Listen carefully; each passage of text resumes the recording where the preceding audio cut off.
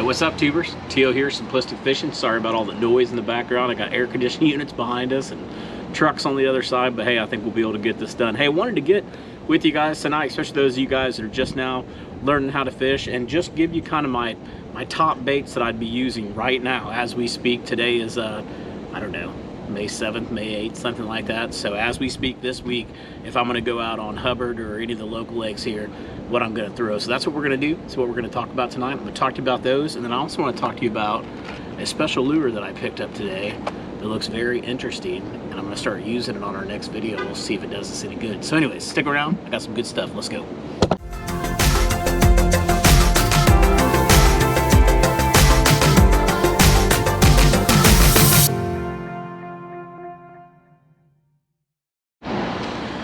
Okay, so if you've watched any of my videos lately, you'll saw my last video actually went out on Ray Hubbard, and I was kind of following the same pattern that I had used before, a couple weeks before when the spawn was really going on, and I was catching some pretty decent sized fish there.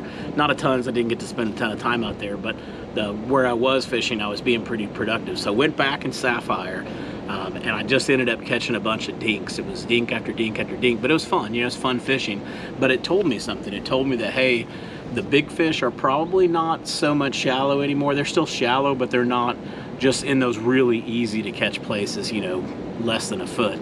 Now, of course, there's going to be other lakes where that's totally different. Today we were out on Topwater before the trolling motor went out, and we were catching fish in like 6 inches or less of water. So I know they're still up there shallow, definitely, but I think for the most part, you got to kind of open your mind a little bit here at this time of year and kind of think both ways. And so that's what I kind of want to talk to you about tonight, as well as the lures that I would use. So I want to talk to you first about the strategy that I would use, and I'll just tell you the strategy this morning, going out and fishing this morning. It is shad spawn time. If you don't know, you need to know, because that means you need to be getting up at the butt crack of dawn, whatever time that is for you. For me, that's way before the sun comes up, all right? And you need to be getting down on the lake about probably, I would say, a half an hour before the sun comes up. So this morning it was starting to get light enough to where you could probably just go ahead and get on the water probably at 5:50, 6 o'clock. So we're talking really, really early, but that shad spawn happens, and when it does, it's a magical, magical time.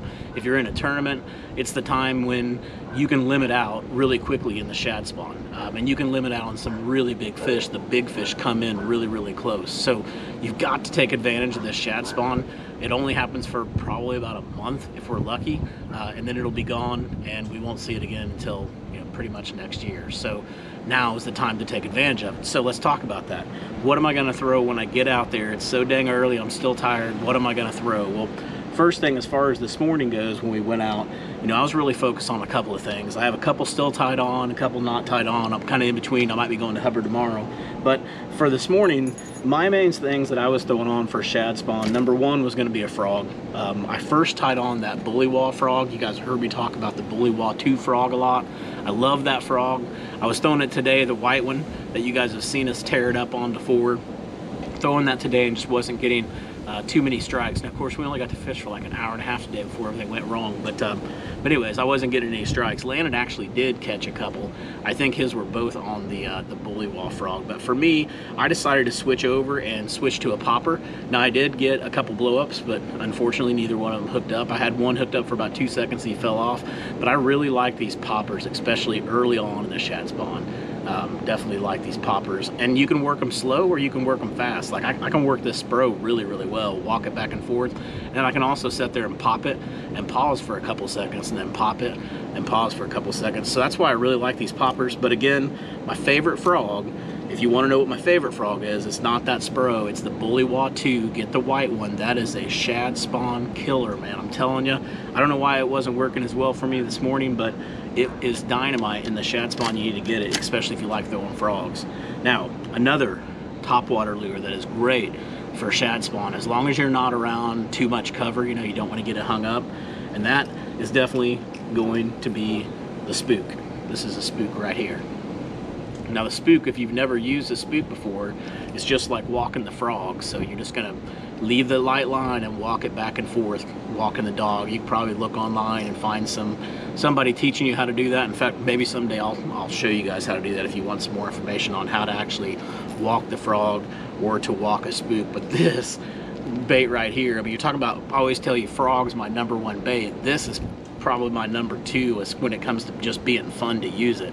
When they're biting this thing, it is fire fun. And this is the perfect bait if you're on shad spawn. You know, we're talking about shad spawn here. Where are they going to shad? Where are they going to spawn at? Well, none of us really know. They can spawn up in the cover. They can spawn up on the rocks. They can spawn on the docks. They just spawn in really strange places. So the best way to do it is to wake up early in the morning.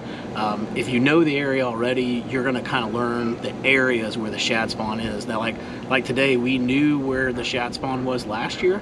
We went to that spot, and there wasn't a shad spawn there, but in the back of the cove to the other side, it was all going on that corner. So get in the area and then start looking for birds pretty much. Once you see the birds, follow the birds. Literally follow the birds. Don't just look over there like, oh, that's a horrible place to fish. I don't know why all those birds are over there. They're over there for a reason.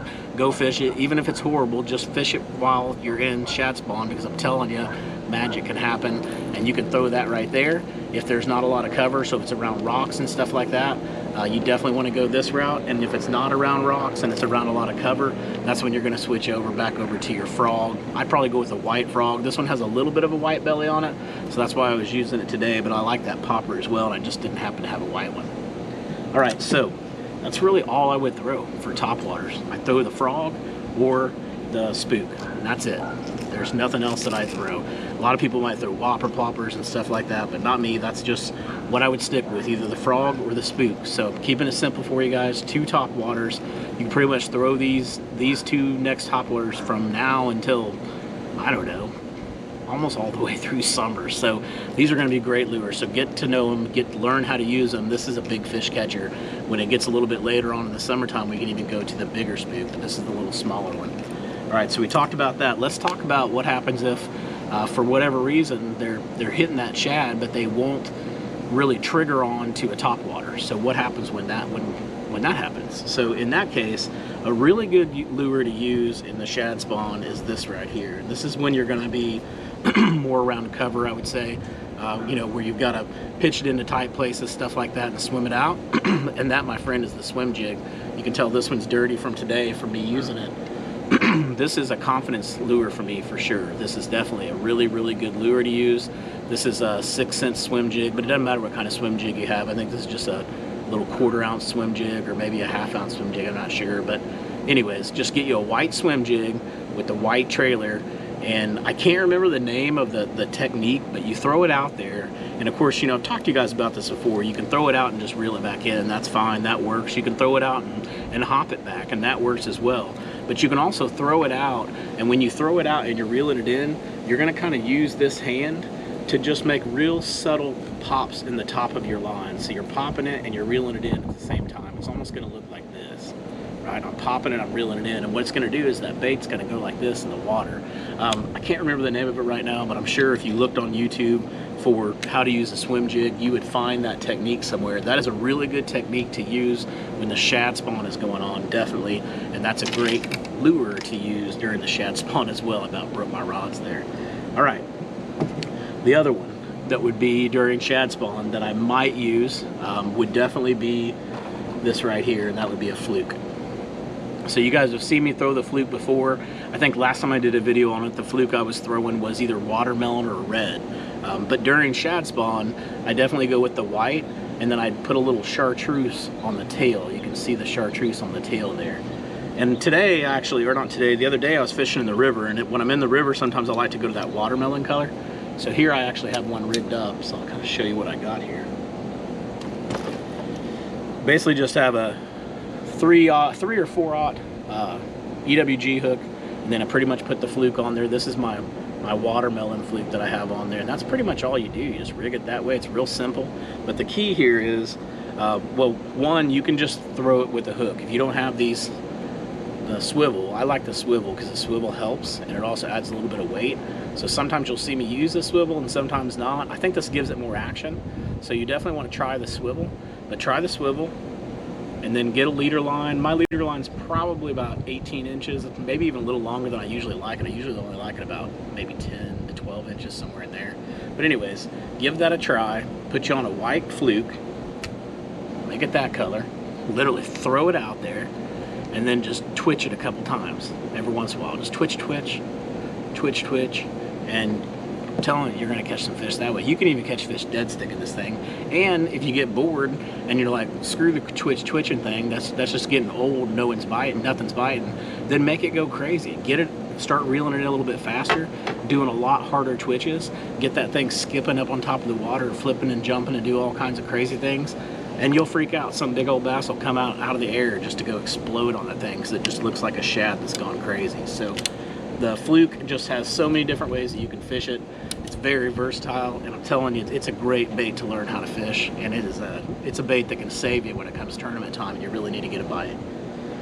All right, so we talked about kind of the underwater shad spawn, and we talked about the topwater shad spawn. Now what happens when the shad spawn's over? Because it's over pretty much once the sun is all the way up, that shad spawn's gone, and then you're sitting there scratching your head wondering, okay, what am I going to do the rest of the day? Well, pretty much for me, here's what I'm going to do. I know the bass are going to be in two different spots. They're either going to be in the grass or they're going to find some rock. That's pretty much what they're going to transition to right now. Well, Hubbard doesn't have too much grass. So if I'm talking about my home lake, Ray Hubbard, I'm going to start focusing on rock. We got plenty of rock that I can focus on. Now, what types of rock am I going to focus on? Well, I'm going to focus on the areas wherever they were spawning. I'm going to look for the rock that was closest to those areas. So if the rock is close to those areas, then that's the rock that I'm going to fish. So I might not go down all of I-30 riprap, but I might fish the, you know, the parts of the riprap that are closest to maybe the marina, Sapphire Bay Marina, and then maybe I'll flip on the other side. There's not a marina there, but there's some docks and stuff over there. I might focus on the, you know, the last 100 yards of that riprap going in and seeing how I would do there before I'd really expand to all riprap. I'd go out to Captain's Cove, fish the riprap around Captain's Cove. You know they spawn in there, so they're probably going to pull out and get close to that rock. You might even fish around that power plant rock and see what you can find in there. So that's kind of what my plan would be if I were to go out. So the other thing would be is I would look for offshore rock piles. If there's offshore rock piles or anything like that, I'd probably go hit those. And then if we had really good points in Hubbard, which we don't really have that great of points, but if you're on a lake that has really good points, you're going to want to fish the points and the secondary points. Now, we don't have a lot of those. Unfortunately, we kind of have a little bowl here, but if we did have that, that's what I would focus on, points and secondary points. For Hubbard, I'm just looking for the rock. If I can find rock on a point, even better, but if I can't, I'm just going to focus on the rock. But for fishing that, I'm going to focus on the rock that's a little bit deeper out. So just because it's riprap or there's rock up on the shoreline doesn't mean I'm going to fish there. I need that rock to kind of come out a little bit further. So I'm going to start to pull away from the bank a little bit. Not a lot. I'm just going to fish in, say, 5 to 10 feet of water as opposed to 0 to 5 foot of water. So I'm going to kind of put my focus more in that area. And when I do that, there's really just two baits that I really want to work. One is going to be this right here. This is called a wobblehead. And you can see that the bait is actually wobbling on the hook. So it's called a swing head jig too. You can see it swinging there. Wobblehead, swing head jig. You guys need to get these. This is something you just got to put in your tackle box. Just put it in there because it is a must-have, necessary. I've got a Gene LaRue bait on here right now that he has specifically built for the wobbleheads. This one has a rattler in it, so you can actually hear the rattler. But I put beavers on there. I put pretty much anything on there. Worms, brush hogs, anything I feel like they're gonna bite that day. That's what's going on there. The Zoom Z crawls are really good on here as well. Your reaction beaver baits are good on here. I mean, there's just a ton of stuff. Strike Kings baits as well. Those are all good on here too. So we just got all kinds of good stuff. But definitely go get you some of those. Get you a 1/2 ounce and maybe even 3/4 ounce. You want to get a little bit big because the whole purpose of this is you're going to throw it out and you're going to reel it back in pretty steady, not too steady that you're coming off the ground, but it's steady enough to where you're clicking the rocks or clicking whatever's down there as you're fishing that spot. And you want to just really bang up the head. So you want your head to look like this when you pull it out, where you can tell you've been banging up on stuff, and that's when you know you're fishing really well. So go get you some of those swing head jigs, and then you're not going to be surprised, man. It's just my favorite bait. It's what I stick with. It's my kind of go-to bait when I need help. I need a bite. I don't know what to do. I just go ahead and I throw it on, and that's the 1/4 ounce shaky head with the baby brush hog. That right there has caught me more fish than any other bait or tackle that I have in my entire boat. It has probably won us more tournaments than anything else. Placed us in, you know, high up in tournaments on the high school stuff. It's won us some local tournaments as well. I'm telling you, that's the bait. You can just get rid of all this stuff. Just give me this, and I'm telling you, I'd have a shot at beating you. All right, so one thing I forgot, another thing that's really key during the shad spawn, and I forgot to add it in, is the white spinner bait. So if you don't really like the the swim jig, or if the cover is there's just not that much cover, switch over to a swim bait. Or you can also throw this in cover as well, but you can throw this around the rocks too. But you can throw this, and that'll be a good bait to use in a shad spawn. So sorry about the side conversation there. So I wanted to finish with that. I got one more thing to show you. You know, I don't throw a lot of swim baits. You know, I do throw the plastic swim baits, but I don't really throw a lot of hard swim baits or hard glide baits, stuff like that. I'm definitely gonna start getting into that. I found this thing at this tackle store that was over between us and Topwater. And it's called a Swim Bait Shad 40. Spro makes it. Apparently they released it at iCast recently. I'll show it to you guys. It looks super cool.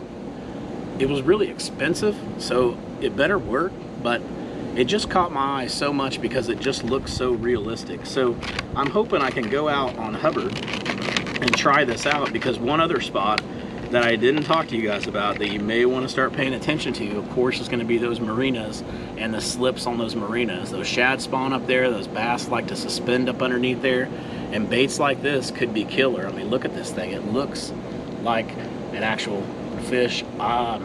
Just really looking forward to using this thing. Somehow I've already got braid stuck on it, or they do. I'm not sure what the heck that is.